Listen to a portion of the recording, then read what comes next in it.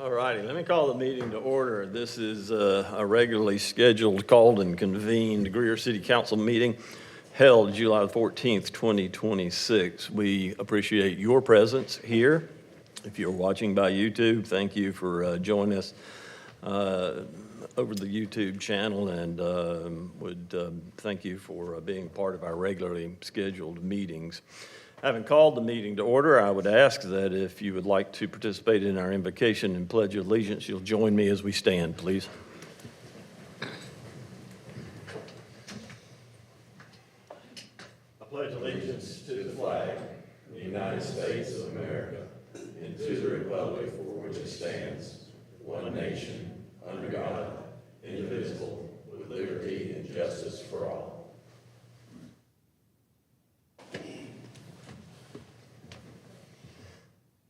Most kind and gracious Heavenly Father, we thank you for the blessings of this day. We thank you for the rain that has refreshened this area over the last couple of days, and we thank you for health and strength that you have given to us to be here tonight and to participate in this meeting.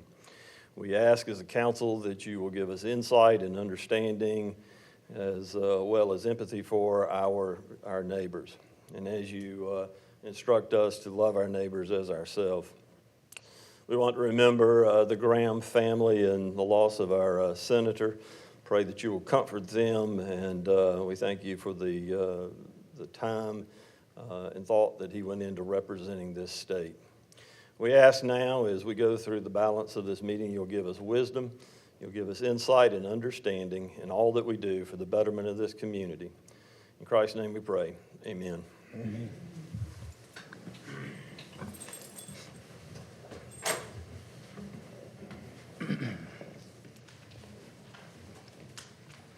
Ms. Duncan, anybody to appear in public forum this evening? No, sir.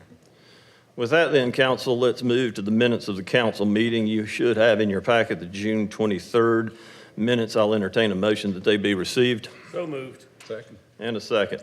Any items of note for the clerk? Hearing none. Ms. Duncan? Mr. Arrowood, Yes. Mr. Booker, Yes. Mr. Hopper, Yes. Mr. Lander, Yes. Mr. Betts, Yes. Mr. Lamb, Yes. Mayor Brown. Yes. As we do from time to time, we have some special recognitions this evening, and I will come around for that.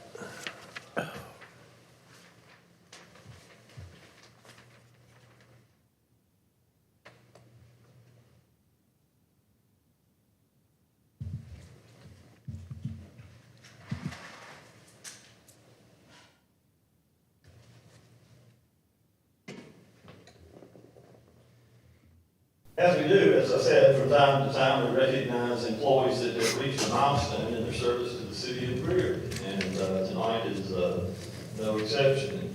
We do that through a couple of different ways. One is to read a resolution, this being resolution number 17-2026, a resolution recognizing and commending City of Greer employees. And it reads, whereas the City of Greer endeavors to recognize and reward its dedicated and faithful employees, and whereas Mason McCravey has served in the Public Services Department, Kaylin Richards has served in the Police Department, both for 5 years. Sawyer Rivas has served in the Police Department for 5 years. Kaylin Upton has served in the Fire Department for 5 years. Denise Livingston has served in the Municipal Court for 10 years. Robert Stevens has served in the Planning and Development Department for 10 years. Diego Gomez has served in the Public Services Department for 20 years. And whereas these employees have served in a distinguished and professional manner, now be it therefore resolved that the City Council of the City of Greer, South Carolina, in a meeting duly assembled, wishes to officially recognize and commend these employees for their distinguished and dedicated service which they have performed. Be it further resolved that the City of Greer hereby rewards these dedicated employees with a certificate of appreciation and an administrative day off with pay approved this 14th day of July 2026. As we call your name, if you'll come forward, we've got a presentation for you. Mason McCrary.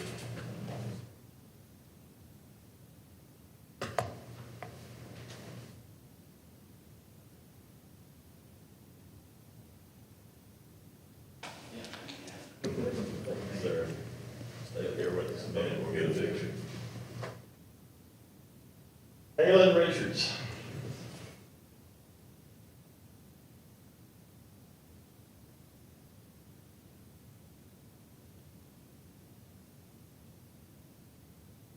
Sawyer Rivas.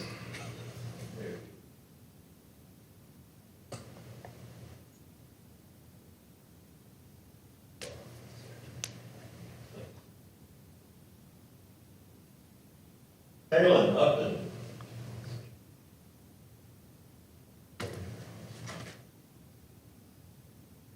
Denise Livingston.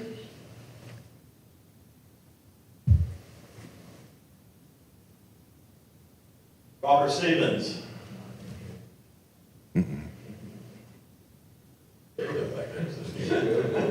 Diego Gomez.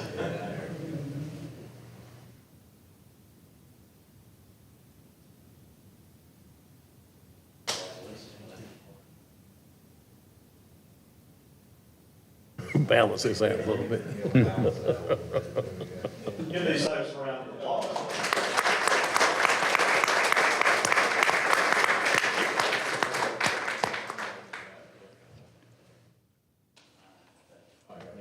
Thank you, appreciate it.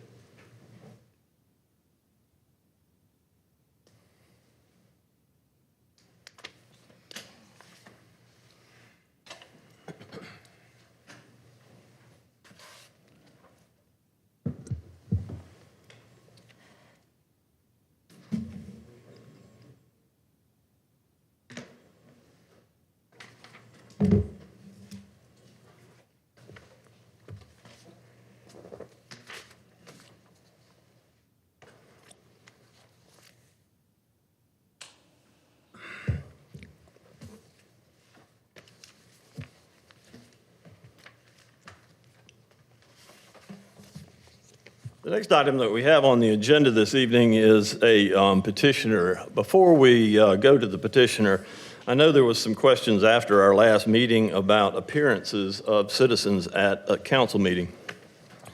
It is stated in our code of ordinances how that is done. We have two sessions, a public forum session, as you heard me asked just a little bit earlier, which pertains to items on the agenda, and then a petitioner can come before council as well to speak to an item that may or may not be on that particular agenda that evening.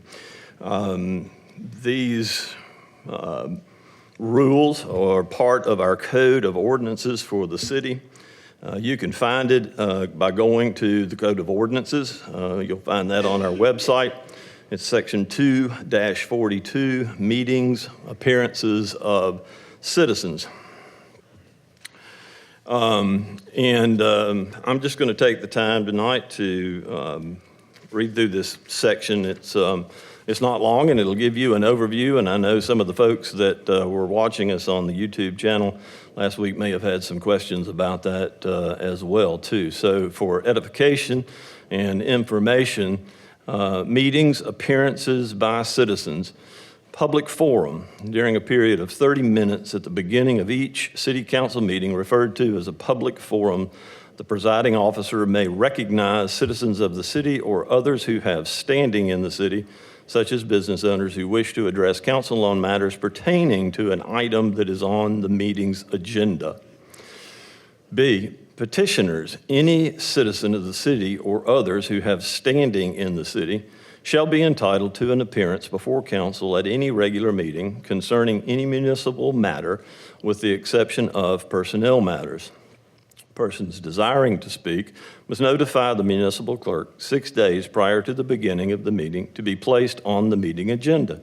Petitioners must provide their name, address, and topic to be addressed. Public hearing. Any citizen of the municipality or others who have standing, regardless of the topic, the public hearing shall be entitled to an appearance before council at a called public hearing.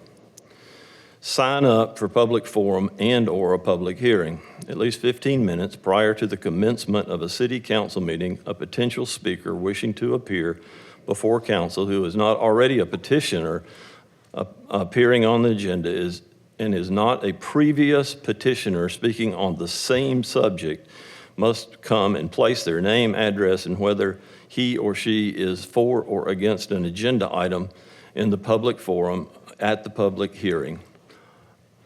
The list shall be maintained by the municipal clerk. Sign-ups for public hearings and public forums would be on a first-come, first-served basis. The municipal clerk shall make the public forum and the public hearing lists available for council and public inspection. No names will be added to either list once the list is given to the presiding officer and the public forum or public hearing has begun. The presiding officer will give equal time to those who wish to speak for or against the agenda item that is to be discussed that evening during a public forum and during the public hearing. Appearing before council, when recognized by the presiding officer, the speaker shall approach the podium, give their name, address, and in an audible tone of voice for the record, state the subject which they wish to discuss, state whom they are representing, if they represent an organization and or other persons, if applicable, present the authority for such right to speak on subject matter on behalf of the organization or other persons. Time limits. Any speaker appearing during a public forum as a petitioner or at a public hearing shall limit their remarks to 3 minutes unless the city council authorizes one extension of 3 minutes. The municipal clerk will be the timekeeper and will notify the presiding officer when a speaker's time has expired. All remarks made by the speaker shall be addressed to the council as a whole and not to individual members of the council. No profanity or personal attacks will be allowed, and the speaker will forfeit his time as a result of either. The presiding officer may terminate a presentation that is covering the same information that has already been presented as a previous speaker or before. Such speakers shall be encouraged to simply state their agreement with the previous speaker and to bring new information or subject matter. No person other than members of the council and the speaker shall be permitted to enter into the discussion, either directly or through a member of the council, without the permission of the presiding officer. Otherwise, such behavior by those in attendance may cause cancellation of a public forum or a public hearing. The purpose of addressing council is to allow council members to hear the opinion of a resident and is not intended to afford the opportunity to engage in debate or dialogue.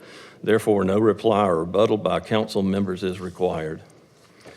To the best of my knowledge, these have been contained in our code of ordinances as long as I've been mayor. I don't know of any updates or changes that have taken place, so they predate my service, so we know they at least have been in effect for the last 25 years. Just wanted to bring that to your attention if you had questions or wanted to know about that as we move forward. So indeed, we do have a petitioner this evening. Mr. Lewis Vaughn would like to speak to the council regarding budgetary matters.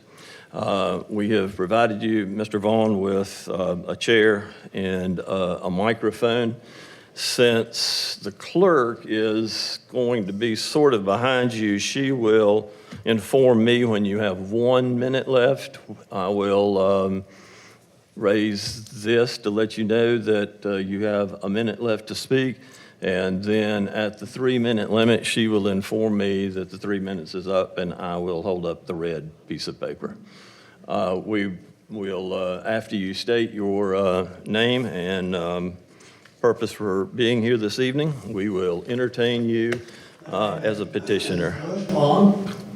I reside at 623 Ashley Commons Court, Greer, South Carolina, 29651.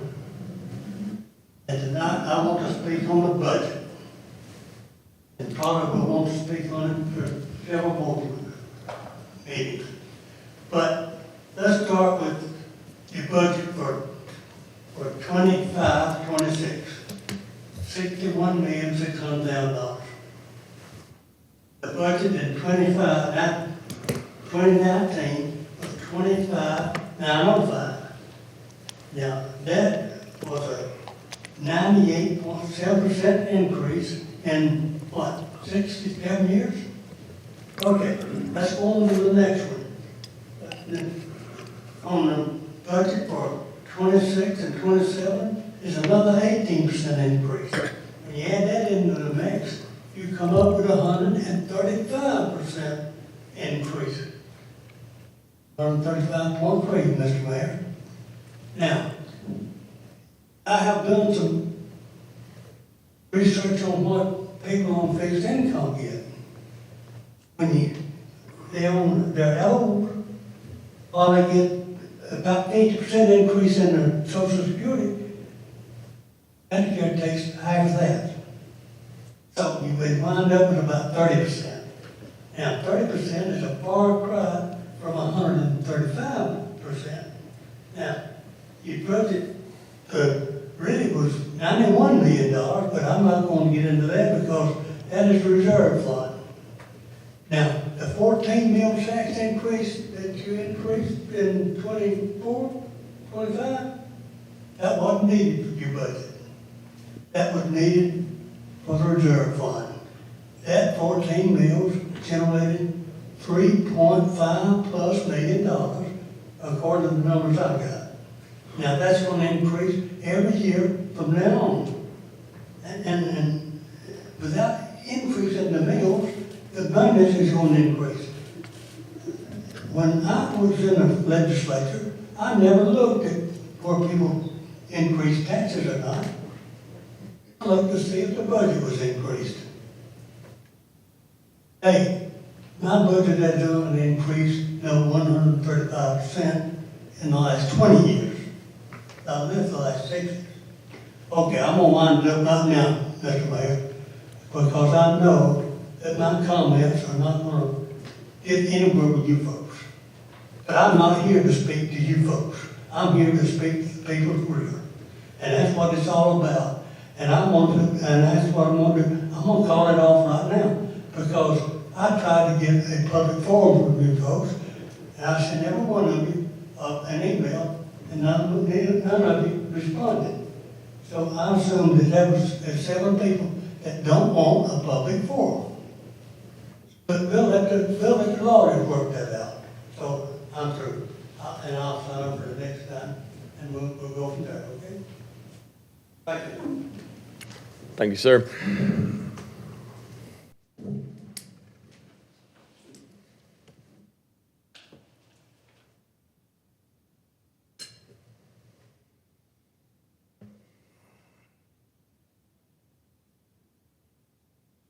Mr. Merriman, your report, please, sir.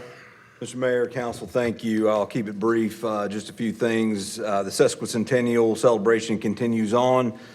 This Saturday, the 18th, Greer Uncovered will be from 12 to 4. Behind the scenes locations will be open for one day, so please go check out the city website for that, as well as our summer continuance of events continue on in the city park. Tunes in the Park, Saturday the 18th. The Farmers Market will be Sunday, July 19th. And then Moonlight Movies continue this Thursday. So we've had a great summer, great attendance with our park activities. And I want to commend our Parks, Recreation, and Tourism staff and our event staff for continuing to put on such great events for us. Mr. Mayor, Council, that concludes my report. Thank you, sir. Council, let's move to appointments of boards and commissions. You have the Board of Zoning Appeals. We have a vacancy coming up in District 3. New or additional information in that regard? Yes, Mr. Mayor, Council, I'm happy to bring forward Mr. Justin Bradley for nomination this evening. Mr. Bradley, his family lives in the manor at Abner Creek. I've enjoyed getting to know him over the last several months. Mr. Bradley very much appreciates values we hold dear in Greer. Lived in that area in Greer about 6 years. You can see on the information provided. He actually served one term on Spartanburg County Council, 2015 to 19. So definitely has an understanding of development, land use, the impact that has. And so I think he's going to be a great addition to the Board of Zoning Appeals. And I just want to thank Mr. Yuva for his service as well. Both Mr. Yuva and now Mr. Bradley are residents south of Interstate 85, which I know I don't have to explain to you the growth that we're seeing in that area. So it's been very important to me, both on Planning Commission and on the Board of Zoning Appeals, to make sure we have good representation from those residents in that area. And so for those reasons, I'm very excited to bring forth Justin Bradley for nomination. Comes as a motion, do I hear a second? Second. Floor is open for discussion or questions. Hearing none, Ms. Duncan? Mr. Arrowood, Yes. Mr. Booker, Yeah. Mr. Yes. Hopper, Yes. Mr. Lander, Yes. Mr. Bettis. Yes. Mr. Lamb, Yes. Mayor Danner. Yes.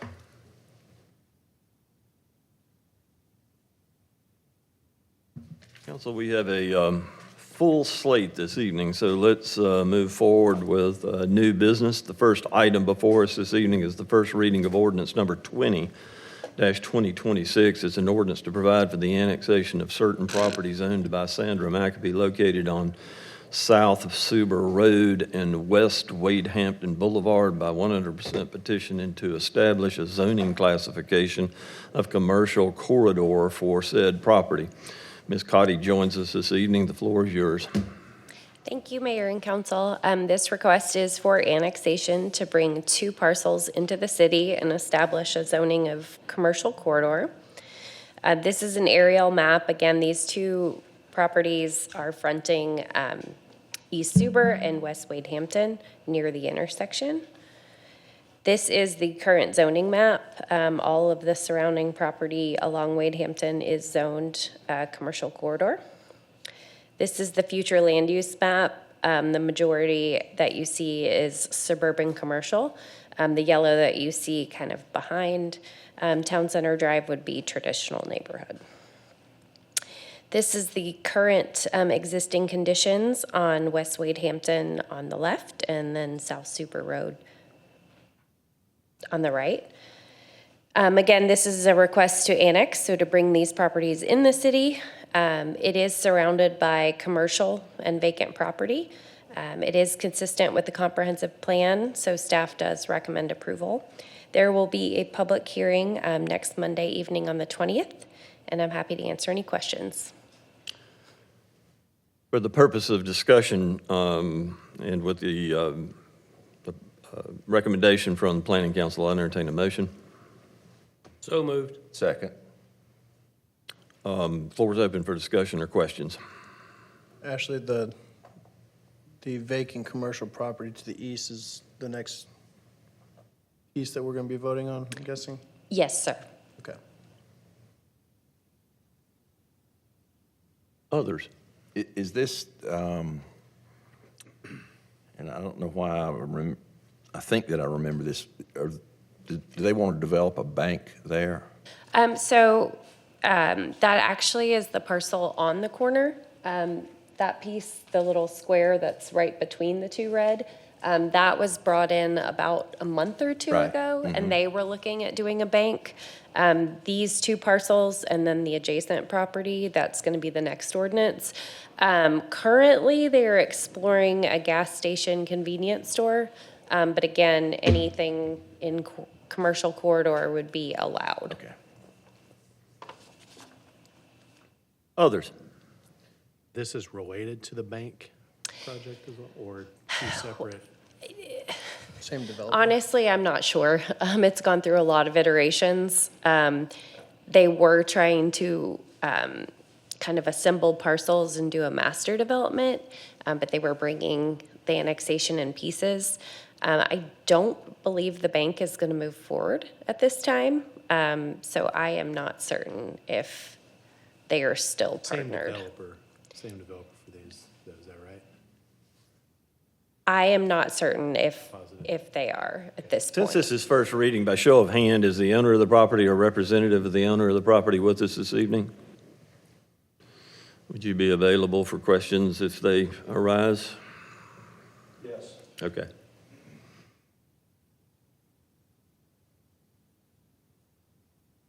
I'm not sure that who the developer is germane, particularly to the conversation at this point in time, but would you like to add anything about the development of the property that might be insightful for council? Can I stand up? You'll come to the podium, please. If you'll state your name and address, please. First of all, my name is... You can use the podium, that's fine. First of all, my name is Marshall McAfee. Property does belong to my mother. Yes, it is 2 developers. Right now, and Charlene, if I start to say too much, Charlene's my broker. Please let me know. But ended up a situation that the one developer brought the corner, which is what you're talking about, which was being used as property. I think they were interested in a bank. The property that is highlighted, which is my mother's property, is can I say who it is? No, okay. I don't think it's pertinent right Well, now. I don't know. I mean, you don't want to open your mouth, stick your foot in. I do know that the next one that's going to be beside us is the same developer. I will say that. So, and I think, here again, I said think, that now you've got maybe a discussion going on between the 2 developers where it might go back to combine again. Any questions? That's appropriate. Thank you, sir. You're welcome. Is it next Monday night? Yes, sir. That's what y'all said. I forgot it was Tuesday. Others, conversation, discussion, questions?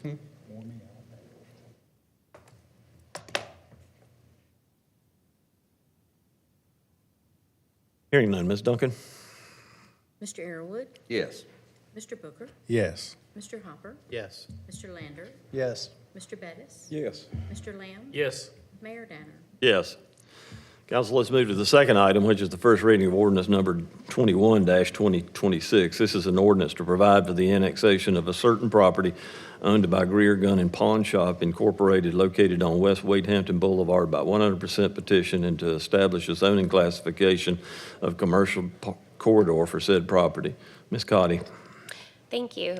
So yes, this property is adjacent to the 2 that we heard in the last ordinance. Again, fronting West Wadehampton. They are asking for a commercial corridor and to come into the city. This is an aerial map of the property. The current zoning map, again, the pink that you see is commercial corridor. The future land use map, adjacent parcels are suburban commercial. The existing conditions on the site. And then again, their request is to annex and zone to commercial corridor. It is surrounded by commercial property, vacant commercial property. It is consistent with the comprehensive plan, so staff does recommend approval. It will have a public hearing next Monday evening on the 20th, and happy to answer any questions. Council, for the purpose of discussion, I'll entertain a motion So moved. Second. and a second. I am going to go ahead and ask, by show of hand, is the owner of the property, a representative of the owner of the property with us this evening? Thank you. You available for questions if they arise? Thank you, sir. With that, the floor is open for discussion. Questions? Comments? Hearing none, Ms. Duncan. Mr. Arrowood, Yes. Mr. Booker, Yes. Mr. Hopper, Yes. Mr. Lander, Yes. Mr. Bettis, Yes. Mr. Lamb, Yes. Mayor Danner. Yes. Council, the third item before us this evening is the first and final reading of resolution number 18-2026.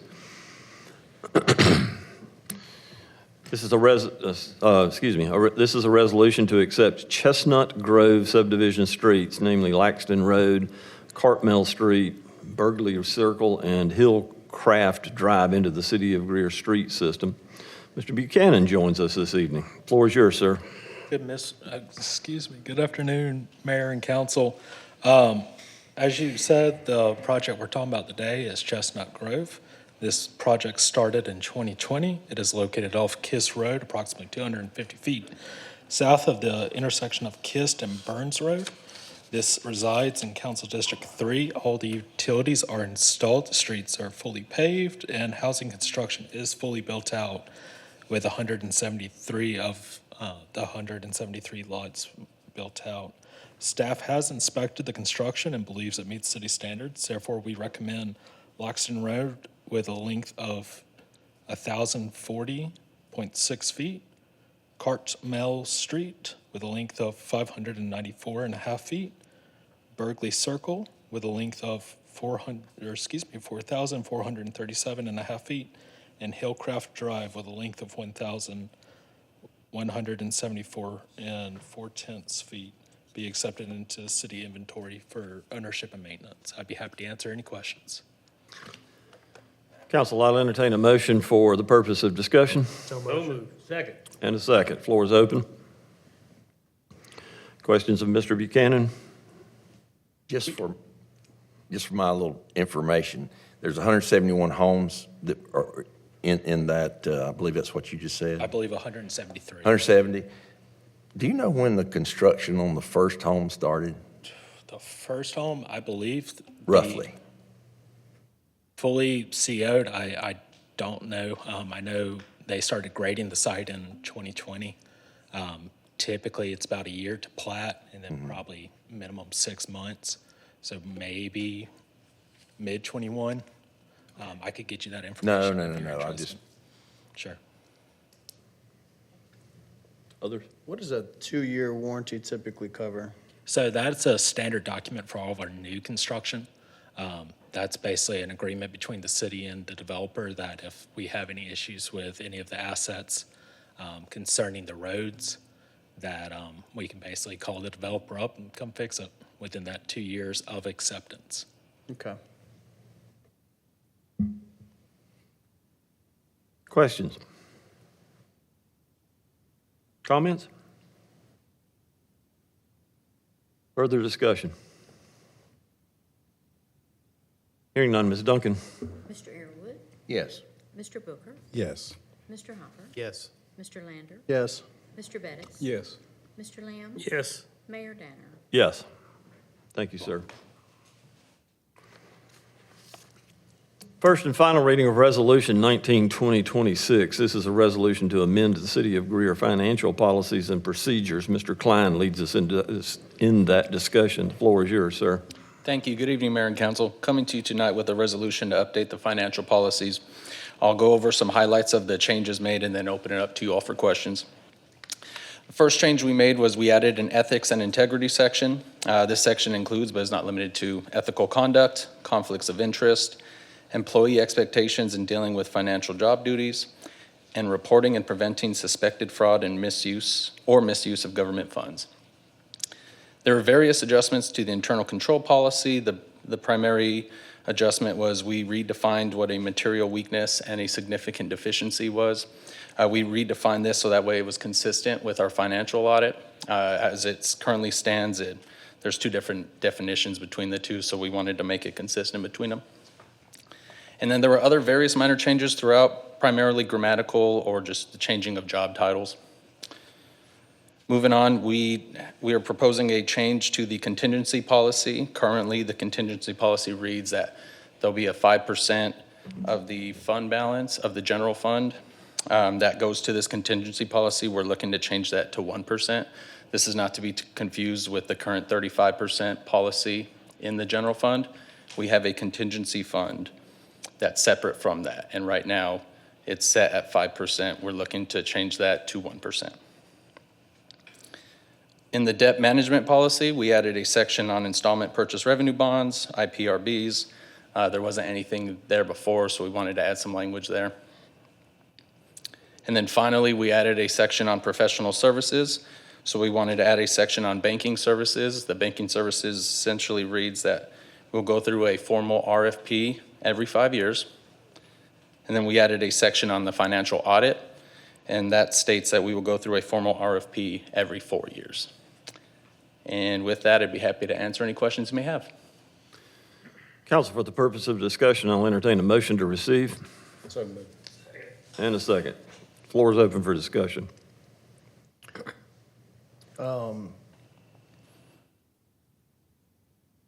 I'm happy to see that we added the ethics integrity section. I think it's probably something that should be Yes, in sir. all of our policies. So that way it's not implied.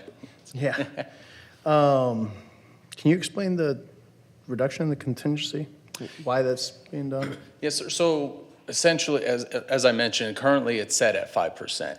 The contingency fund, when I looked over the last 5 years, we've only expensed an average of $30,000 out of that fund.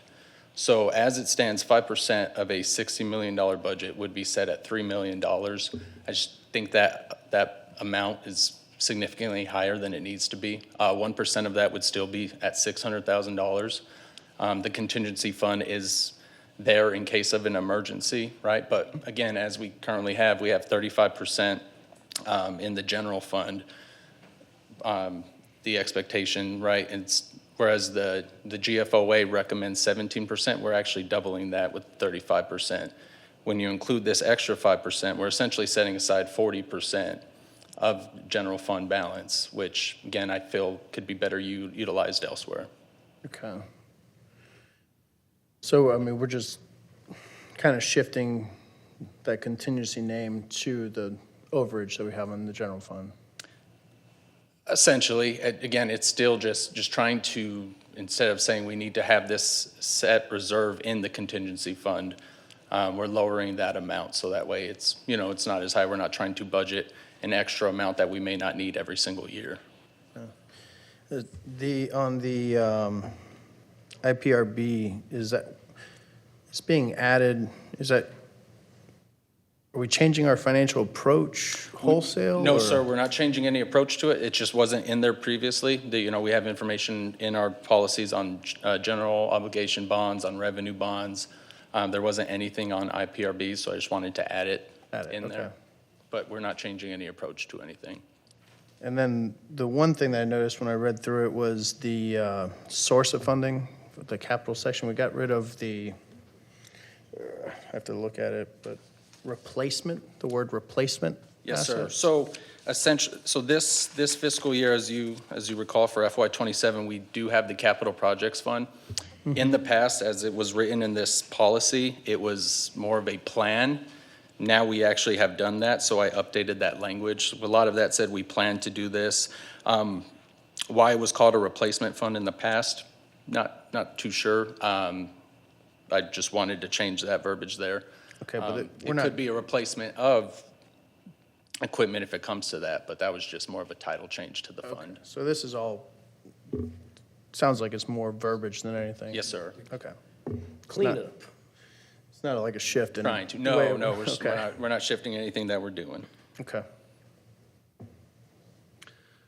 Do any of the changes we're making here help address the issue we ran into when we had the bids that we considered for the work that was done upstairs and the timing issue that we ran into there?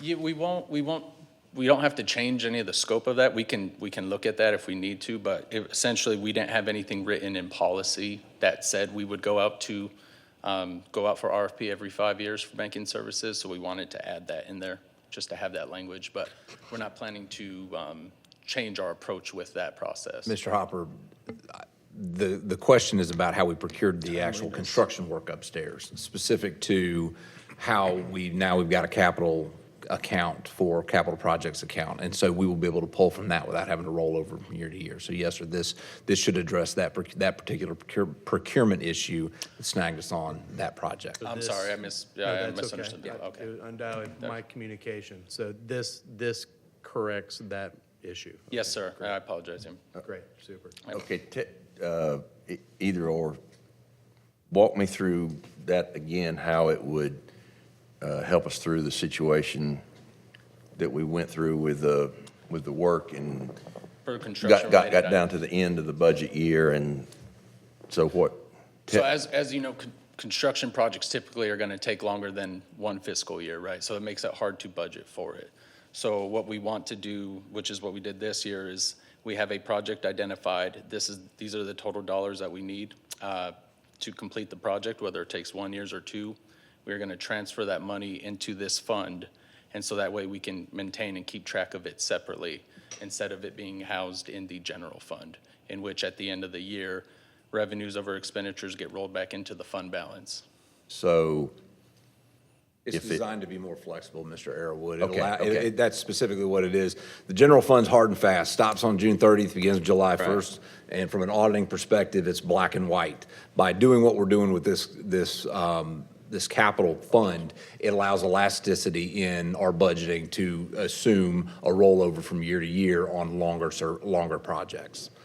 It's just not as hard and fast. Or shorter projects. Or that may shorter just ones, yes, sir. span Or 2 things that we budget want, years. to the point, the issue we ran into upstairs is we won't have to have that June 30th deadline date to have this project completed. We could roll it into the next fiscal year and not have any audit impact. good. Correct. Others? Just to close the gap, did we hit June 30th? We did. All right. Looks good upstairs.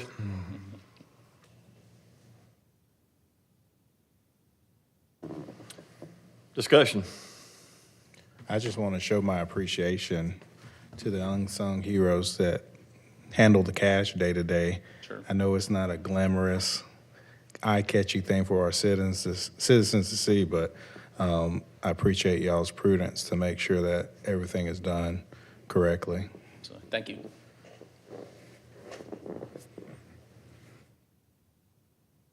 Further discussion?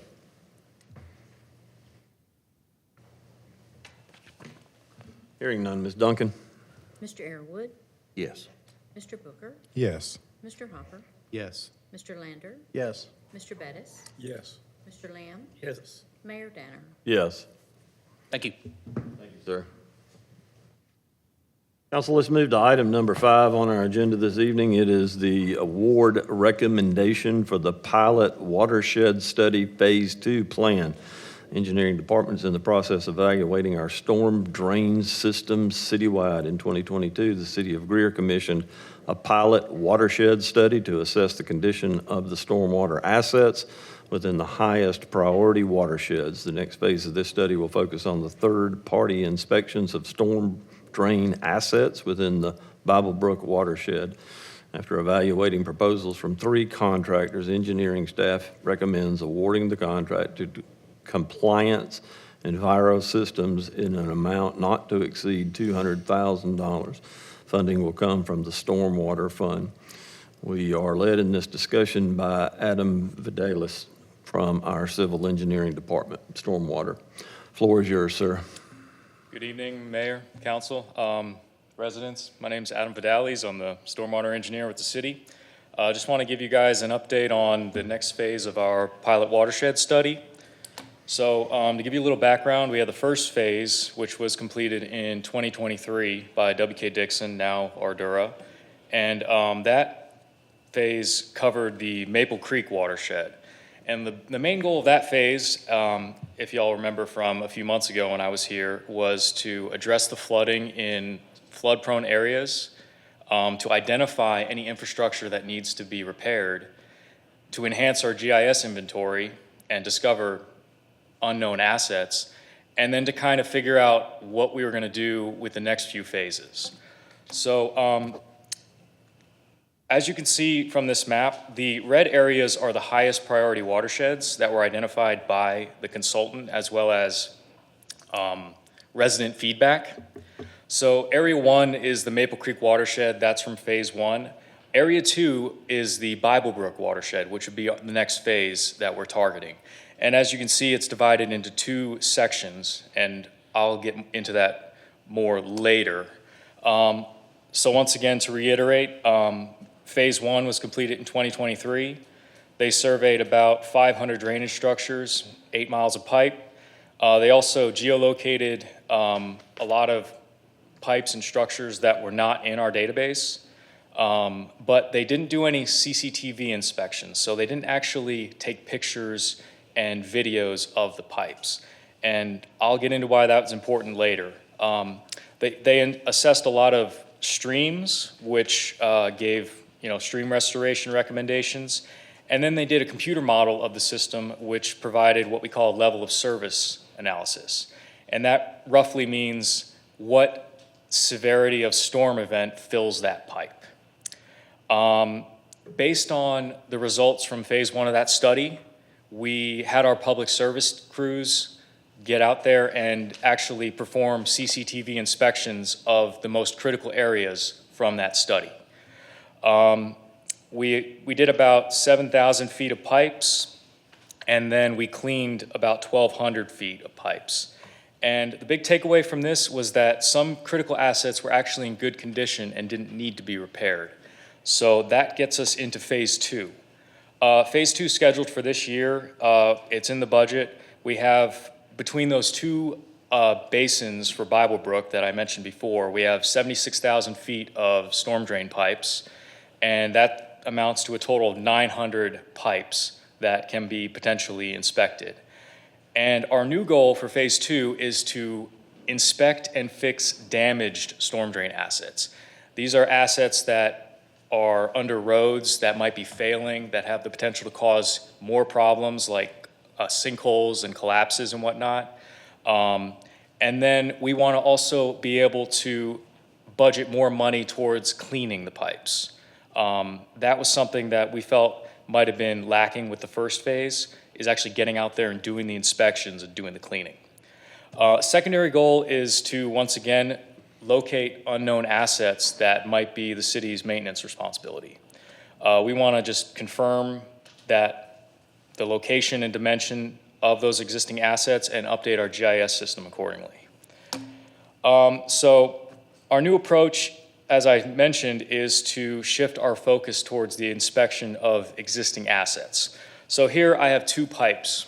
The top one, as you can tell, it looks pretty good. It's in good condition. The one on the bottom is collapsed. But from the first watershed study, what's interesting is that the top one has a higher criticality score than the bottom one. So if you're just looking at the computer model, you would say the top one needs rehabilitation, and you might overlook the bottom one.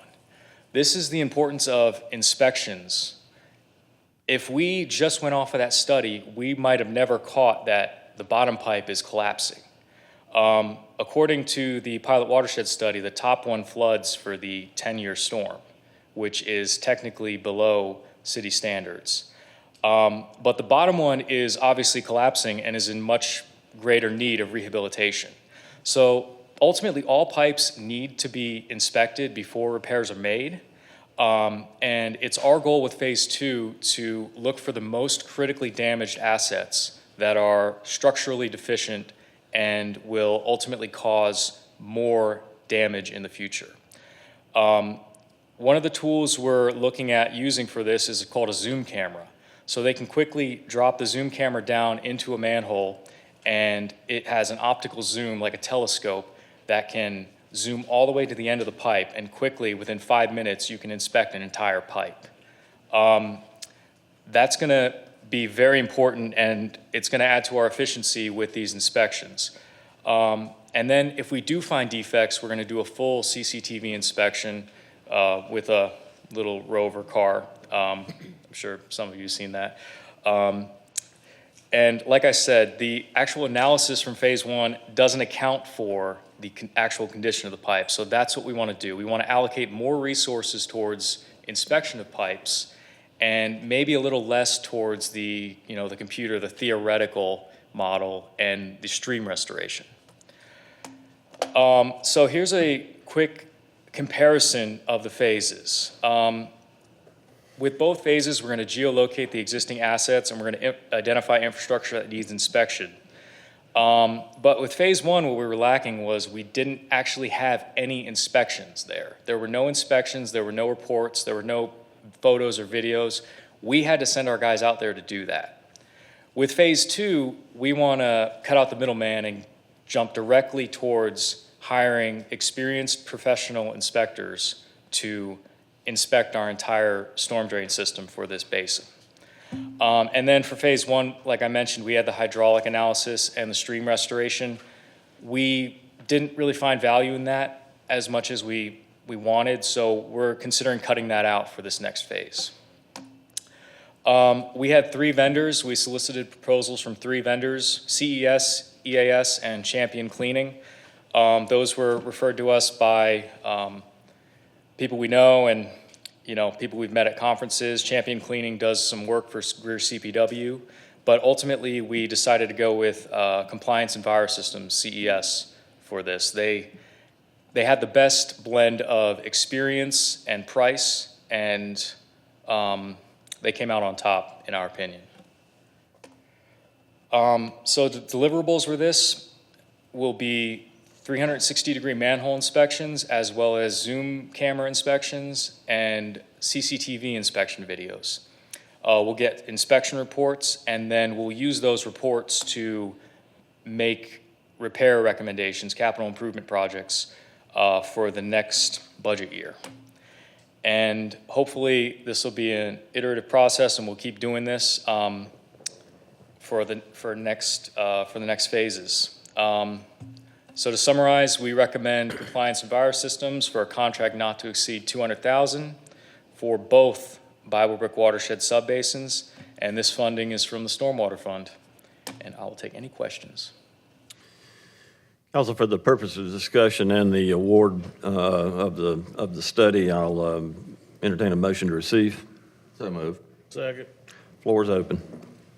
Is this a T&E style contract? Are these estimates that you have here on your vendor overview page? What do you mean by that? Time and expense?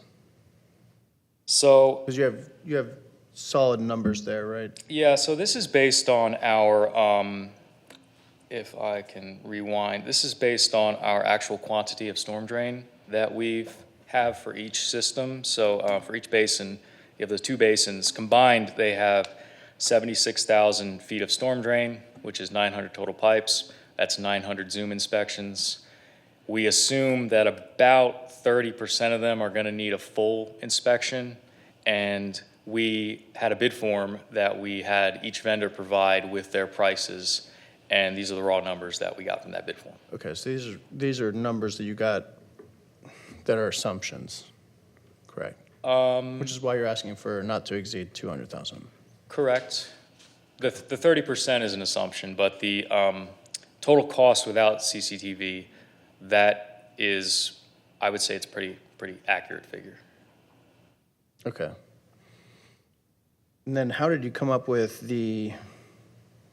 obviously price is pretty standard, but, experience, deliverables, is this bouncing off of other clients of theirs, or how did you get these check marks? We met with all of these vendors, and this is kind of just a subjective, easy to read kind of thing that we did, but essentially, we went purely off price. So the best price is going to have 3 check marks. The worst price is going to have 1.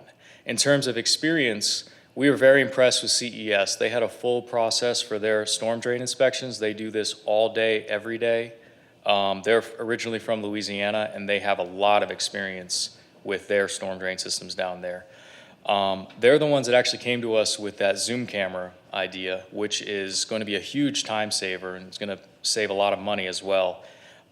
EAS didn't have a Zoom camera, and Champion Cleaning really only does sanitary sewers. Okay. So in terms of doing storm drains, CES was the clear winner there. And same with deliverables. They had all their inspection reports ready. They were very well organized. Communication for all of them was great. But ultimately, we thought that CES had the most experience and the best overall package for that. Okay. Others? The prior study that was done, has all of that, there was mapping in that, correct? Yes. And that's been placed into the GIS system now? So, okay. And so this will be as well. So we'll be able to see, well, we've got storm drains here and there, correct? Correct. And this really has nothing to do with the study, except for when you find a failed pipe. Now, I would assume that the concrete pipe shouldn't cave in, but they do. Are there different classifications of pipe? is there a classification of pipe that we require now to be installed that maybe these weren't? Yes, so we have, there are several different classifications of pipe, depending on material and what you're going to be using it for. So a lot of this is pipes that are under the right of way, under a road. Yeah. It can be run over all the time by heavy vehicles. Those pipes are going to need to be a lot stronger. They have a higher schedule to them, is what they're called. So yes, there are a lot of different classifications, and there are some pipes that are not necessarily appropriate for certain use cases, like under a road. Yeah, and we address all of that in our development regulations and stormwater regulations? Correct. Okay, great. Others? Questions? Comments?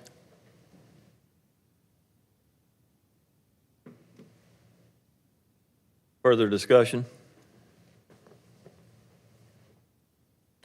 Hearing none, Ms. Duncan? Mr. Arrowood, Yes. Mr. Booker, Yeah. Mr. Hopper, Yes. Mr. Lander, Yes. Mr. Bettis, Yes. Mr. Lamb, Yes. Mayor Danner. Yes. Thank you, sir. Thank you. Let's move to the first and final reading of Resolution 13-2026, a resolution of the City Council of the City of Greer, South Carolina, adopting the City of Greer Housing Assessment and Strategy Report. Mr. Cahill joins us for this discussion and presentation. The floor is yours, sir. Hey, good evening. Thank you, Mayor Danner, Mayor Pro Tem, honorable council members. Alex Cahill with the Planning and Development Department. We presented at council work session on April 28th. The consultant from Civitas was here to present the findings and data from the housing study. Tonight, we want to focus a little more on the strategic recommendations that came out of that study. I won't spend too much time on this, but I know it's a big, dense document, so I want to jump into this a little bit. I think a few things that are important to consider tonight before resolution to adopt is what this report does and what it doesn't do. I want to demystify this a little bit. So why would we consider adopting this report tonight? First is that it establishes an evidence-based housing policy framework grounded in demographic data, market analysis, and stakeholder input. The second is it would signal the city's commitment, and this is a prerequisite for many state and federal funding sources in terms of grant applications. It does provide staff with a clear council-endorsed direction to coordinate with partners and explore research policy tools. And then it does position us to respond proactively to housing challenges as population growth hit 50,000 and continues to grow. Most importantly, what adoption of this plan tonight doesn't do. It does not create any financial commitments. There is no new programs funded by this action this evening. There is no budget appropriation authorized by this action. And any future program that we would consider or have council consider that has a budget implication or is a legislative development decision like a UDO amendment would come back to council for approval. So I just wanted to share that information as we go forward in these recommendations this evening. There are three types of housing that we're talking about tonight in these recommendations. All of them are pretty heavily regulated by the federal government, but especially affordable housing. They have defined the 80% AMI or below threshold as affordable. This is households that earn around $85,000 a year or less for a family of four. This is childcare providers, retail workers, admin staff, people that support our services and operations, both in the city and within the city. Workforce housing, which is at 81 to 120% AMI. You'll often hear this term thrown around, and this is for families earning around $127,680 a year for a family of four. So you might have two parents working and two kids. This could be a teacher, city employee, et cetera. And then there's market rate housing. So when you hear us say market rate, that's 120% AMI or over. These are housing that's priced at the full market and what the market dictates, and the cost is borne by the developer and then the purchaser of the home or rental unit. So we looked at the study, and there's multiple ways to approach implementation of it. And we looked at near-term, long-term, quick wins. We decided on is we should look at this in several ways. One is, what are some things we can do right now to keep the momentum going in Greer? What is something we can do to engage in strategic investment? What's something we can do as a foundation builder? And then what is something that we can do looking into the horizon into 2030 and beyond? So with that, I'm going to cover real briefly each of the recommendations that came out of this report, and then open it up to council for any questions. First is some quick wins. Developing a communications and education strategy was one of the recommendations. And this could be to help both provide education to staff, to residents, to elected officials, to anyone that would like to learn more about what housing is. Our focus would be on affordable, workforce, and market rate, what those definitions are, and what it actually means for someone in Greer. This one would not require additional staff or resources, as something we feel we could absorb currently with our current staff and resources. The second would be to explore revising the UDO to accommodate housing typologies. Some of the things that we hear and we saw in the study is that there's some housing types that maybe our UDO doesn't allow the market to create. And we would want to do some research and look into what are those constraints, do some fit testing, and come back to council sometime in the future with a recommendation, a UDO amendment on allowing these. I know at least one council member has asked about exploring the DRD or a new iteration of the design review district and finding out what we can do with that. So that would require no additional staff and no additional resources, but it would require council approval in the future. And we would come back and follow the development legislative process for that. The next is strategic investments. I think one of the most mystifying ones is a housing trust fund. We could probably talk about it all night tonight, but we won't. But I wanted to introduce the concept because it is one of the key recommendations in the report. This would create a flexible financing tool to fill development gaps, acquire land, fund housing preservation in a fiscally sustainable way. Staff, including Heather Stahl and Ashley Cotty, and I have met with key stakeholders to learn more about this as we wanted to know more about the recommendations before we spoke on them. I know some of them are here tonight, so thank you for being here. And really got a sense of what a housing trust fund could look like. Again, this would require staff to administer, a budget appropriation. This is not something that we're proposing in the near term. This is something that would come back to council in the long term. There are two legal things that provide authority for us to explore this as a city should the council choose this direction in the future. The Mesher Act in 2007 authorizes municipalities to create a housing trust fund. And then the second thing, in 2023, the legislature did authorize municipalities to explore using a portion of their accommodations tax, so they choose, to fund a housing trust fund. That's why we're seeing an uptake in South Carolina right now in housing trust funds at least being explored as an option.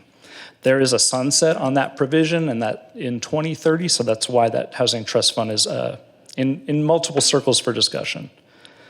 And then lastly, real quick, a housing trust fund can be used in several ways. We met with some other cities. Some of them use it to provide down payment assistance for their staff, to love on their staff. So spoke to the administrator in Goose Creek and learned more about how they do that. One of our partners here talked to us about how a line of credit would work, where a developer might borrow money from a housing trust fund, build the home. Once the house is sold, repay it back, goes back in the trust fund. You use it to build another house. So there's quite a few options, and if that's something we look to do in the future and come back to council, it'll require, I think, a lot of research and a lot of investigation and a little bit of education, I think, for all of us. The other strategic investment is investing in our rental housing. So this is something that would help support the stability of our homes and the tenants in the homes by adopting a rental registration and inspection. This would allow us to do two things. One, it would allow us to make entry into rental properties. So this is both multifamily, apartments, duplexes, townhouses, or single-family homes that are being rented out. Both Florence and Rock Hill have pretty robust rental registration programs. They charge a very minimal registration fee to the landlord, allows staff to go in on a certain cadence and inspect the properties and make sure they're up to minimum housing code standards. And this is something that we could approach with all housing levels, so whether it's affordable housing, market rate, allows us to make sure that the stability of the housing is high quality for years to come. That would require a staff, and that would require a budget appropriation, so that's something that would come before council for consideration for approval or denial at some point in the future. Horizon Initiative, I think we brought this up maybe in the budget presentations, but as our official population, I think is 50,007, we could potentially be eligible for entitlement status in the next year. HUD actually has to invite you to be an entitlement city. I know we just re-signed our current 3-year agreement, but this would give us an opportunity to spend those 3 years looking at what it looks like to be an entitlement city. Does it make sense for us to administer it ourselves? Does it make sense to continue with our current provider? What are the pros and cons? And come back to council with a proposal and or recommendation on how to approach. And then lastly, doesn't require any additional staff or financial resources, but really strengthening our public and nonprofit partnerships. We have a lot of individuals, organizations that reach out to us every day and have started the conversation with us. But how do we strengthen partnerships with South Carolina Housing Finance, LISC, et cetera, to really look at supporting the work they're doing already and preserving existing housing supply. So the initial report that the consultant presented on had 10 recommendations. We spent some time researching a little further the recommendations, looking at seeing what makes the most sense for Greer, Greer specifically, and we made some recommendations to the recommendations. One is that we recommend removing this standalone recommendation of just hiring staff and instead tying a hiring of staff for any sort of budget appropriation that would come before y'all for consideration. So instead of, I think the recommendation said hire a program coordinator, hire a housing coordinator, et cetera, actually tie it specific to programs and have council choose what their vision is in the future as it approaches them. The other two are adding value to the capital stack. That is a term where it takes a lot of funding sources to fund a project, and that is probably the key point between affordable and market rate development right now. It costs the same to develop both, but there has to be some sort of subsidy on the affordable side to make it work these days, and that often takes 6 to 13 different layers of capital stack to make it work. We think that really aligns with the Housing Trust Fund, as well as city-owned land is really part of a housing trust fund too. If we're able to donate land, we're able to offset the cost for a developer. And so we recommend really bundling those, putting them into the housing trust fund recommendation, and thinking about this in a comprehensive approach and way. So we think these 6 recommendations are within our reach over time. We understand that future councils and iterations of the council will have the opportunity to decide if that's still the right approach at that time. But for now, there's 2 things that we could be doing. That's communications and education strategy and supporting public nonprofit partnerships. Those both don't require additional staff or resources. And then the other 4 would come before council for consideration, approval, or denial in some time in the future. So we're asking for 3 things from you tonight. I know I talked a lot. 1, what are some recommendations that you'd like to learn more about in the future? I know for some of us, this is a new space, and learning together is a way we make strong decisions. 2, are there any recommendations that you want to add to or edit, or you don't see that you'd like to see? And 3, staff recommends adopting the study. Again, that does not tie us to any sort of budget appropriation or program. It just makes it more palpable or a better appetite for us to apply for grants in the future with the federal government. So with that, I'll open it up to any questions y'all might have. Thank you for your time. Council, you heard the recommendations from staff that are before us this evening. I'll entertain a motion to receive for the purpose of starting the discussion around this, please. So moved. Second. Floor is open for conversation. 2 things is that I was thinking about as you were talking. to enact a rental housing registration, shouldn't we already have that information because aren't landlords required to have business license? Yes, that is a great point. So they are required to have a business license right now. That doesn't necessarily allow us to make entry into the home. Okay, so that's where you're trying to, okay. And I don't recall how long it's been, but I know a planning commission that at one point, and Mr. Lamb may have been serving on it at one time, they asked a developer to put so many homes, if the subdivision was going to have an average of the homes of 2,000 square feet, they asked the developer to put so many homes in that development that were much less than that, like a 1,500 square foot. And to me, that I thought that at that time that was something that actually reduces the cost just because the square footage goes down. Is that something that we still have, or do we have the ability to do, or would it take changing of a UDO or zoning or something like that? Yeah, that's a great question. So it would require a UDO amendment because one of the things that we're running into is the 5,000 minimum lot size requirement. Doesn't allow for that creativity that you're kind of describing without some sort of new district or a relived DRD district. DRD, yes, yes, exactly. Okay. Well, that might be something that we want to consider. All right. Explain to me, so right there, the point number 3, adopt the study. Vote to adopt the study as an official policy framework for the city of Greer. There's a lot of things in this study that I agree with, but there's also a few that I don't agree with. We talk a lot about private property rights when we're doing annexations and all that stuff, and this is kind of not going in that same direction. The recommendation from somebody was to change that verbiage from adopting and endorsing to receiving and acknowledging. And that's something I would personally like to see happen, because I think it's kind of tying the hands of future councils, because this is an official policy framework of the city of Greer. I don't know if I have to set that in as a motion or not, but. I guess my question more is, we're not necessarily forcing developers to partake in whatever we adopt. All of this would necessarily be voluntary, or people that would come to us to partner with on these projects. Like, just kind of speaking to his concern, how does this actually play out from the public? Yeah, that's a great question. Thank you both.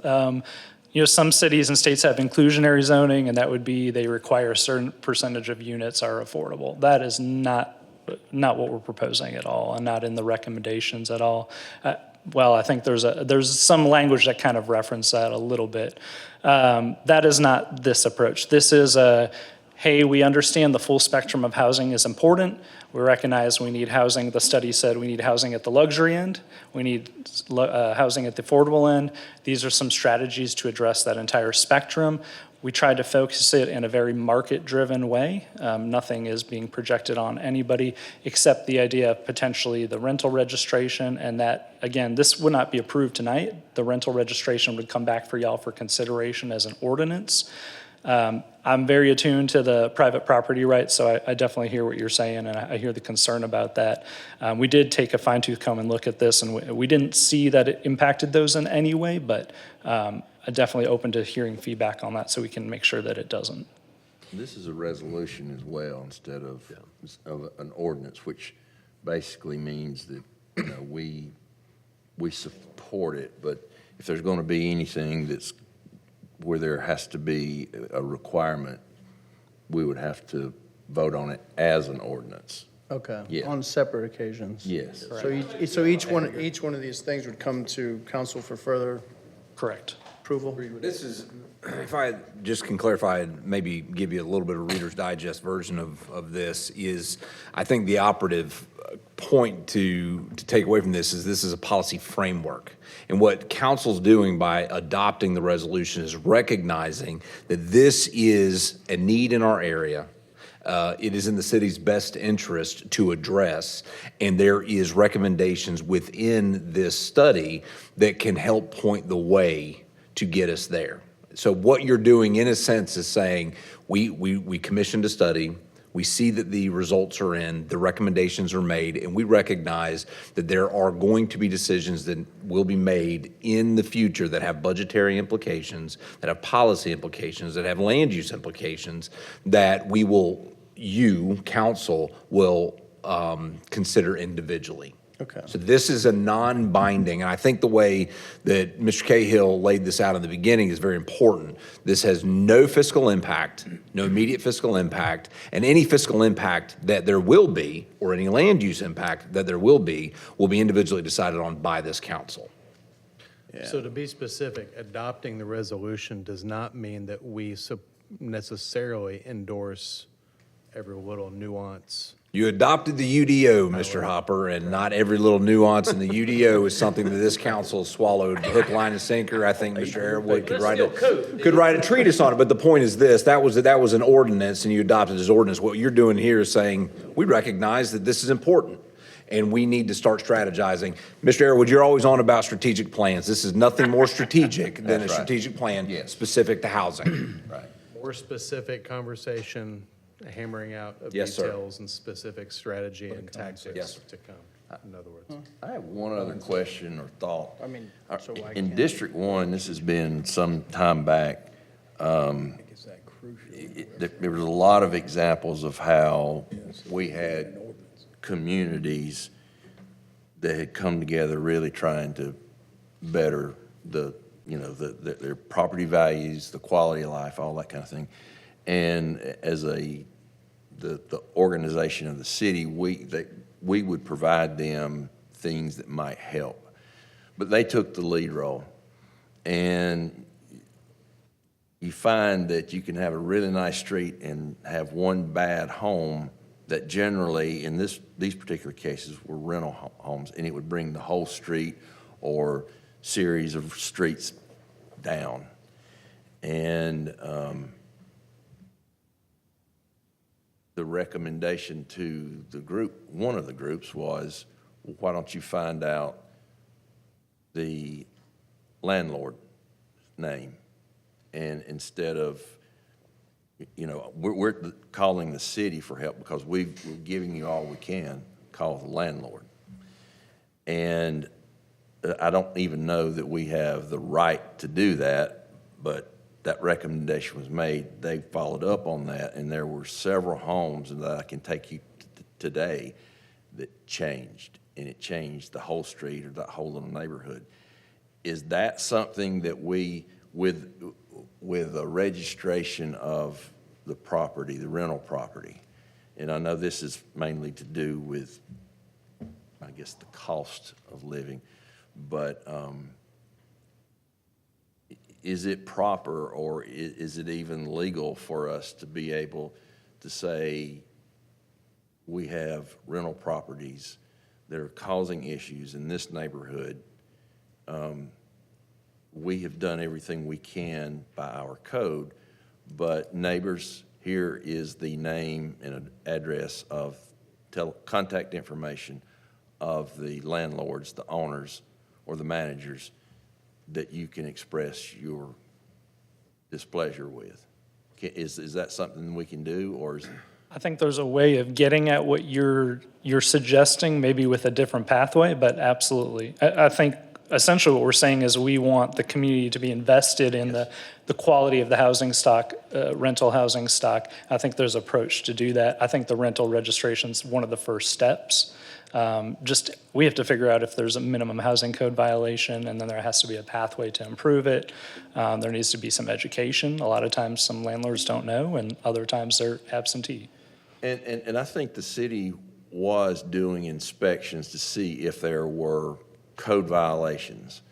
But I think that maybe there were other issues that maybe it was the quality of the tenants and the things that they were doing that were disturbing. Maybe they could call the police, but you don't want to be calling the police every weekend or every other day, that kind of thing. And it seemed that when those folks found out how to get in touch with the landlords, they could take it further. And it seemed, at least on a few roads, it changed a lot. And if there's any way that, I mean, I have no issue if it's not illegal that you put a sign out front owned by. Well, I mean, it sounds funny, but it's, it empowers the community instead of, there's only a certain amount of things that we as a city can do. Sure. But a phone call by several people to one individual, it seems to. I think under here, Mr. Airwood, if I may, that rental inspection component of it will actually set a new base ground floor for us to work off of. And so to answer your question, this, for lack of a better term, grassroots effort on Airwood Street to fix the negligent landowners or the landlord's home would be more of a grassroots effort, but it would be certainly something that we could work on through a program like this. But right now, we don't. We're at the basement level of any we don't have any inspection level, so we're trying to set a standard that will hopefully mitigate a number of these concerns. And if we have those one-off instances, well, then we can certainly address it through A, code enforcement, but B, most of that information is already readily available online anyway. You can search a property record and find the owner of that property. And generally that's a true statement, but sometimes you get the landlords or the owners that are buried in LLCs that's real hard to find the owner. And I think it would be, at least it would be wise for us to try to see if we could do something like that, because what I saw with these particular communities is they had some leadership. They developed these groups, almost like a homeowner association, but it wasn't.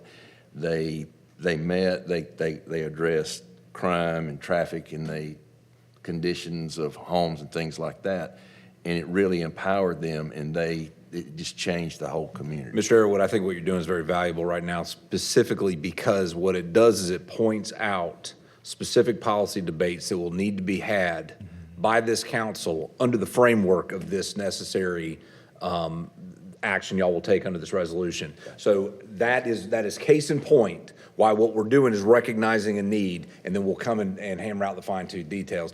The other thing that's very important about this is the why adopt number 4 specifically. We're over that 50,000 threshold. We will become an entitlement city, and if there are state and federal funds that are available that are tied to the existence and adoption of a plan, that is a necessary step that this council needs to take. So for us to even be eligible for that, we have to have this. And, okay, first, business licenses. I can think of at least 10 rental property owners right now off the top of my head, and I'll bet you $100 a piece, not a one of them have a business license in this city. They may only have one rental property, but anyway. All right. So I'm 100% in favor of the rental registration, sooner the better. Yeah, I know it's gonna cost us money, so we'll have to argue about that, but I'm happy with what I've heard tonight, because much like what Charles said, I don't want our hands tied in the future. So I guess I'm in. I would just argue that that's more of a business license enforcement issue rather than anything. I'm just saying it exists. Right. I'm looking forward to learning more about what this looks like, the housing registration inspection. From a cost standpoint, I mean, we're talking about making housing more affordable. We're talking about adding another layer of bureaucracy and cost onto a property owner that's a landlord that way. So yeah, there's things that I'm looking forward to learning more about. I'd say, coming out of this document and this discussion. And Mr. Hopper, I agree that, and so many times that this, what we're talking about, the registration and the inspection, a lot of times it's just, for the majority of the landlords, it's just so unnecessary because they do a very good job. But there are some, unfortunately, that in my experience as a fireman, we had a fire in a neighborhood, and it was a rental property, and the house was restored, and it was, looked great on the inside, and not too terribly long after that, the fire department got another call because somebody thought the house was falling in, and it was the chimney had just fallen. And then they found out that the sewer line wasn't even connected underneath the house. And unfortunately,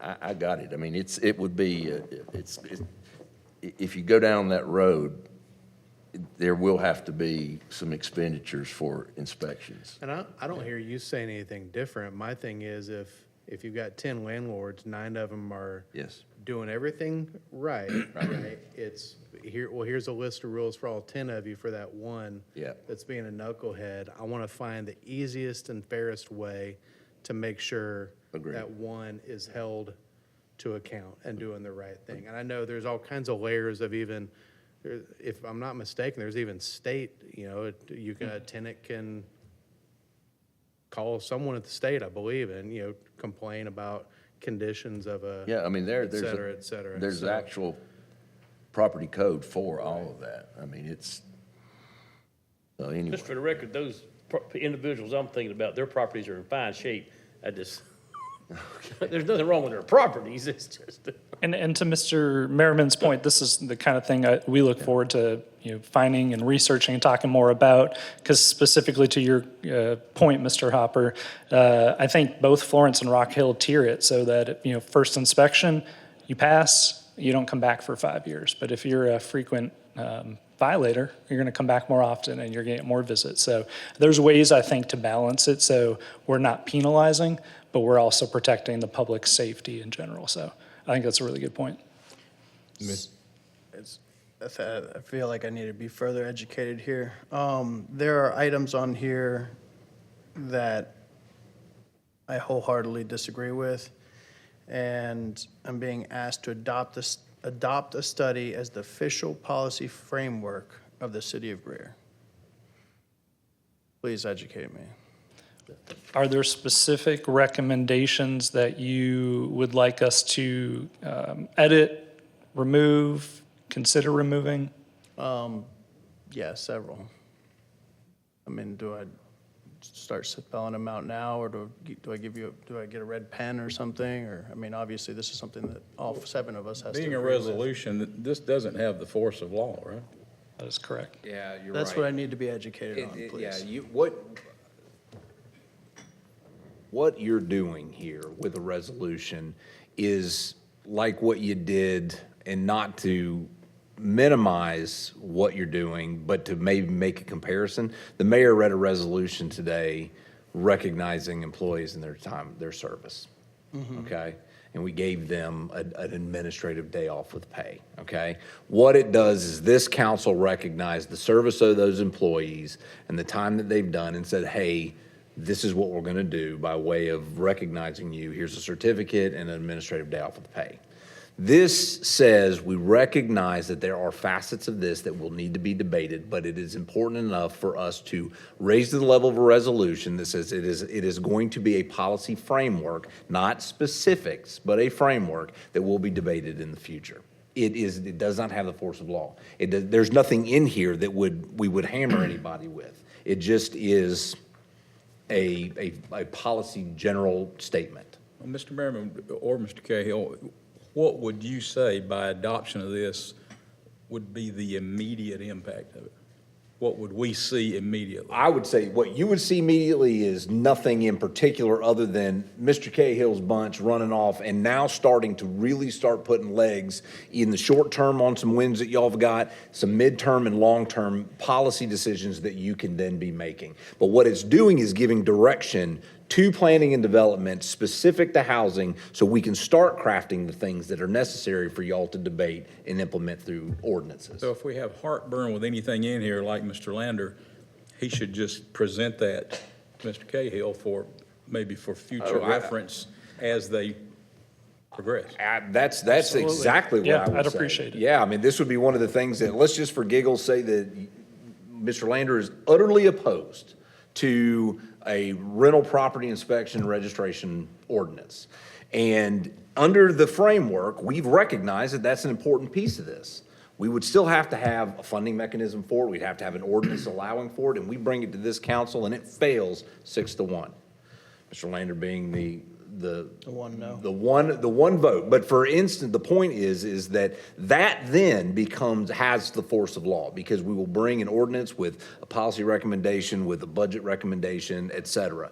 This does not have that weight, other than to give direction in a formal way to Mr. Cahill and his staff to move forward with a housing plan. Adopting the resolution and saying that it is policy framework for us moving forward simply says, here's a list of subjects to be discussed and dealt with moving forward, and in no way implies It is a policy framework, not a policy. yes. And it punches a block for the feds. And that, yes, I cannot stress that enough. Check that box. Mr. Cahill, I do think it's worth, because y'all been doing a lot of work educating the public, but the July 23rd, maybe put that at the top of our email list, of a synopsis of the information y'all are giving to, and you can explain it in a 10-second version of what y'all doing on July 23rd. No, thank you for bringing that up. I was going to try to find a right time to slip it in because I think it addresses what Mr. Arrowood said. Our focus in community compliance team this year, we do a series of engagement events each year. This year it's on property management and tenants. And so it's how do we teach both tenants and landlords how to be good stewards of the homes they live in or own, and what the process is to maintain them and whose responsibility is what. And I think it gets to that collective, let's do this together. And so the next event is on July 23rd. And I can send the details to council so y'all can attend if you're interested. Mr. Cahill, I appreciate your recognition of both affordable housing and workforce housing. I think it's imperative that we be attentive to that as we continue to grow as a community. Because if anyone in this room has looked at either rental rates or housing pricing right now, that we understand and realize that we have many people that we are quickly pricing them out of living in the city of Greer. And I think it's going to be important for us to continue our relationships with GCRA and possibly creating a housing trust. I'd like to see us as well, possibly finding ways to cooperate with the Greer Housing Authority as well and others, because I think all those opportunities avail themselves to creating a healthier housing environment in a community. From 2020 until early 2024, average median cost of a home in Greer rose from just a little over $200,000 to over $300,000. I met with a developer this afternoon that said that we are quickly approaching median house range of $400,000. So we know that the cost is going to escalate. I don't think it is in our best interest as a community or as a city not to do everything within our purview to make sure that one of the goals strategically is to do everything that we can to find housing for people in Greer. Others? I've said this a million times, and I say it to the administrator and the department heads. As you're going through all this, instruct you and your staff, think outside the box. I think a lot of people are very gun-shy when we talk about affordable housing or workforce housing, because it sounds as if it's going to be subsidized in some way, shape, or form, and you're just throwing money at a problem or an issue. It's probably not, that's not thinking outside the box. That's right in the middle of the box. And it really doesn't accomplish a whole lot of times. But I think y'all are on the right path. And That's one thing I will commend this council on is as we continue to infill this city, which I think is a strategic move. You have always been open, at least to the idea of looking at different types of housing, mixing different types of housing. The future for not just the city of Greer, but for any town that is growing is going to be adopting different forms and types of housing and how we do it. And over the next several decades, that is going to change immensely. Others? Questions? The reason why there's no financial impact of this study is because we struck out their recommendation to add personnel, right? So would these, Even then, Mr. Lander, if we didn't remove that, yeah, that doesn't obligate this council to make a budgetary decision to add personnel or make a budgetary appropriation to pay that. In the that future. position. It just says that that's something we agree that it's important, but that doesn't mean at budget time you have to approve it. okay. Mr. Cahill just disagreed with, and his staff just disagreed with that particular recommendation. Okay. But I would assume that's in the short term, correct? Short term, I mean, in this particular case, we can get into budget time next year and look at the a rental inspector or a rental inspection program. We would have that as a headcount addition, a personnel addition. However, hopefully, we would have an offsetting revenue to pay for the cost of that person. So the idea would be to net out. In this, like I said, in this case, that recommendation is just not something that Mr. Cahill felt was important enough for the goals of his department to even consider in this resolution. Thank you. Others? Questions? I just want to thank you all again for taking the time to put this together. I know with the housing bill that just got enacted into law, I'm curious to see how this all can kind of move us in the right direction. So thank you again. Further discussion? Hearing none, Ms. Duncan. Mr. Arrowood, yes. Mr. Booker, Yes. Mr. Hopper, Yes. Mr. Lander, No. Mr. Bettis, Yes. Mr. Lamb, Yes. Mayor Danner. Yes. Thank you. Thank you, sir.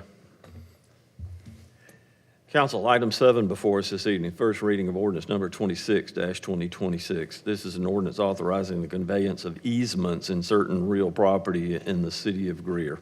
Mr. Merriman. Yes, sir, Mr. Mayor, council. Very simply, this is a conveying easement to, and I don't know, is it up there, Ashley? Can you navigate for, Michelle, can you navigate for me? I'll kind of walk through it. Sorry. There you go. Everything you see that's highlighted in that lighter blue is city-maintained, city-owned property. As those areas develop, if you'll look at hibiscus geranium, Nope, sorry. hibiscus geranium and Tigerdale, those areas, what would be to the west of them, and then on the other side of the easement are going to be additional residential neighborhoods. What is necessary are two things. One is what will be a road that crosses the easement on the north side of Hibiscus. And then on the south side of Tigerdale in that area, there's going to be some temporary construction easements, some laydown yards. In essence, what we're doing is, in theory, it's all temporary because the one road that will be built, and Ashley, is there another? There should, There was that other, there it is, right there. What you'll see is that road right there is really what's in question, is we're gonna have to cross an easement. We will end up accepting that road if it meets city standards anyway. So theoretically, it's all temporary. But we do need to convey that easement there, and then where that arrow is, there's another temporary easement that council will need to convey there as these two areas are continued to be built out.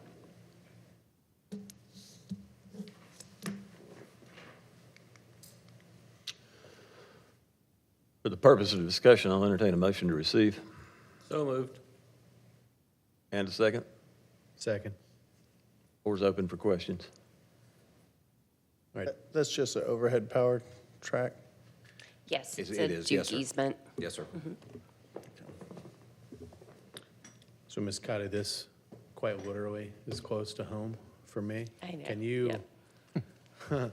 can you just to make sure I'm orienting myself here correctly, all of what we're looking at here is the plans for what they want to do, or are we looking?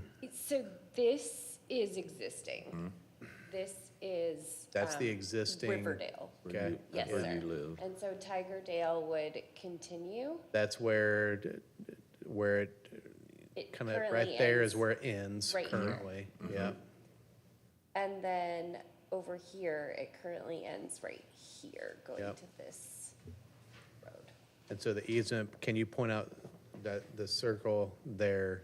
So the easement we're talking about doesn't exist, like it doesn't impact any current residents at all, what we're talking about. We're talking about over in, kind of between the two parcels. It does, it just, Correct, it yeah. bridges the two via road, yes, sir, across around that here. aerial easement.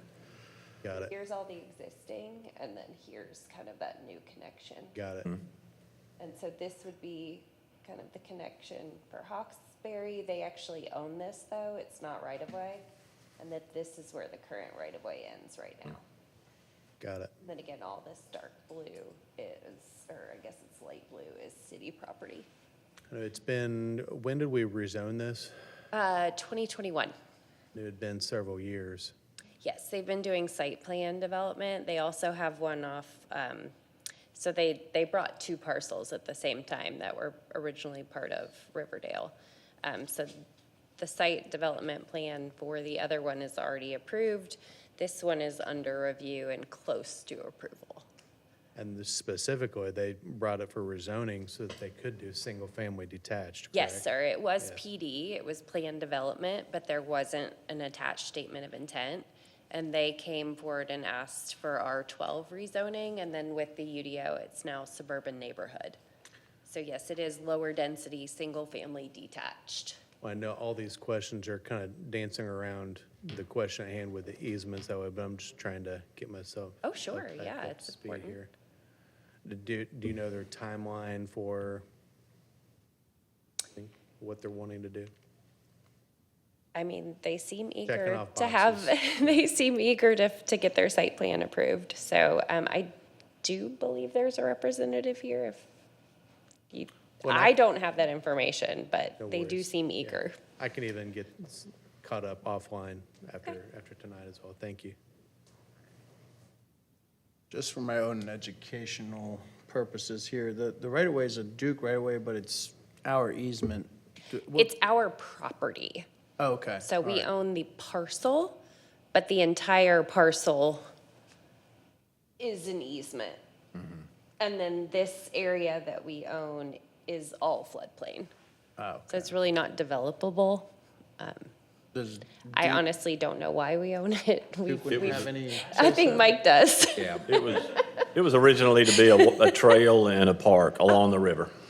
Mayor, that is correct. There we go. Yeah. Back when we were doing annexations, this is one of the neighborhoods, like several that we had, especially over in your neck of Is the it- woods, Mr. Lamb, where this leftover projects that were developed were transferred to the city for the potential of development of future recreational possibilities, to create trail systems and things. Yeah, like that. it was- Probably young at that It was a point. trail system. Well, I can get on board with that if that's still. Now you know why it exists. Certainly don't think this precludes The that. whole thing was gonna develop, but the original developer, it just stopped until now. I thought I was done with questions. Can you remind me when this was originally annexed, mid-90s, somewhere in that I believe so. neighborhood? Yes. That'd be right. Along with all the other, Yes. in that area. I believe 1990 or 1991. okay. Yeah. Okay. And I don't believe that this would preclude any potential future trail opportunity either, All right. because ultimately that'll become a city street, so it'll still be in city control. Ingress, egress to this part of the development, it's still just off of Wade Hampton on Hawkesbury, correct? Yes. That's the only way in and out. Yes. Okay. Others? Ms. Duncan? Mr. Airwood, Yes. Mr. Booker, Yes. Mr. Hopper, Yes. Mr. Lander, Yes. Mr. Bettis, Yes. Mr. Lamb, Yes. Mayor Danner. Yes. Council, items number 8 and number 9 need to be held over until after executive session. You'll gather pertinent information in executive session regarding first reading of ordinance number 27 and 28. So with that, I'd like to move to executive session. We have 2 matters for executive session. One is a contractual matter. Motion to enter into executive session to discuss 2 contractual matters pertaining to Project Keystone and Project Titus is allowed by state statute, section 34-70A2, and then a legal matter. Motion is to move to executive session to receive an update on a pending legal matter as allowed by state statute 30-4-70A2. I'd like for somebody to make that motion to go into executive session, and a second, please.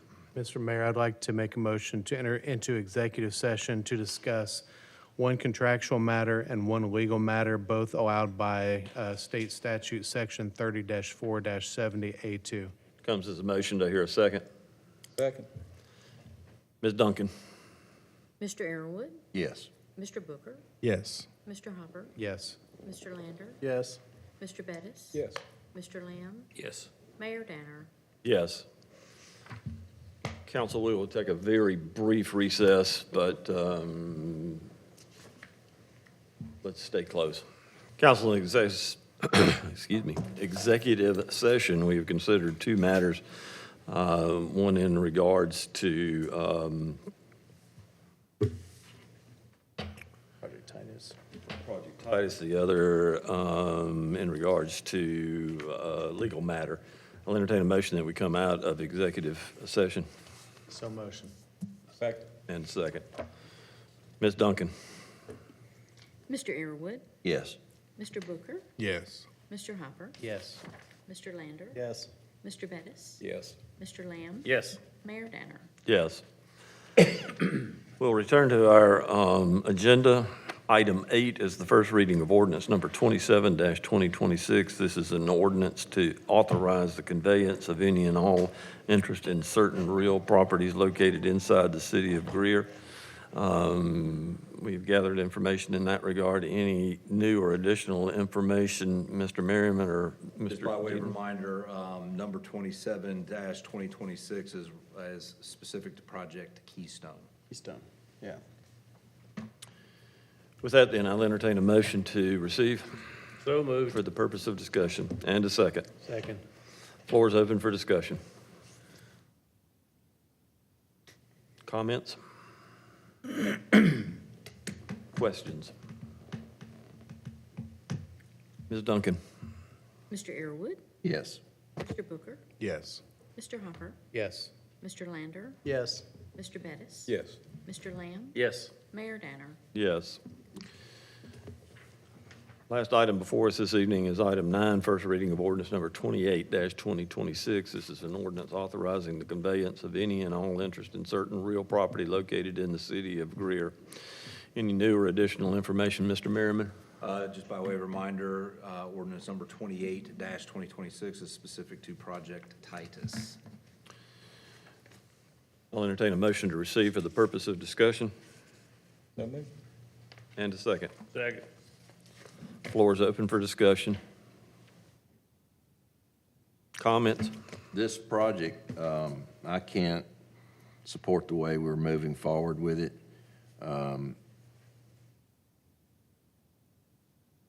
We're trying to incentivize something that I don't believe is going to happen.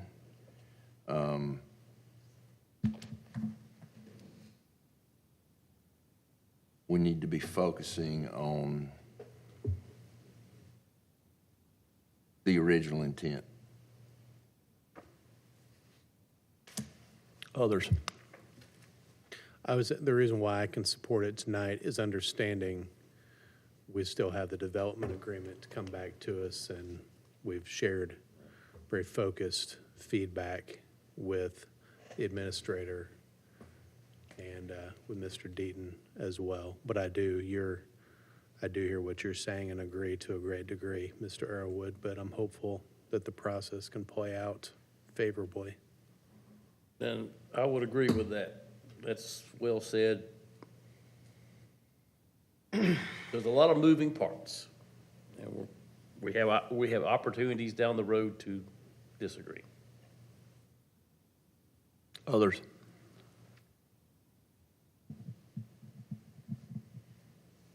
Hearing none. Ms. Duncan? Mr. Arrowood, No.